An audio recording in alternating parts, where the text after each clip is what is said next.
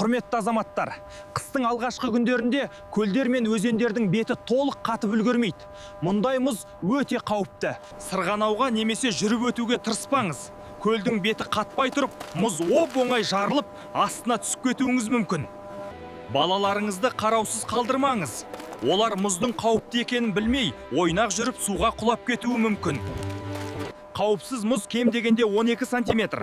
Оның жұқа екенін сіз анық көре алмайсыз. Сондықтан қатпаған көлдерге шығудан бас тартыңыз. Қауіпті аймақтарға жақындамаңыз.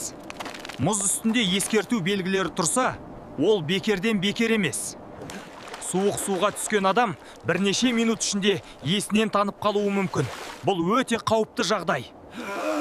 Егер біреу суға түсіп кетсе, ұзын бұтақ, арқан немесе киіміңізді созып, жағадан көмек көрсетіңіз. Дереу 112 нөміріне хабарласыңыз. Қауіпсіздік сіздің қолыңызда. Мұз толық қатпайынша көлге шықпаңыз.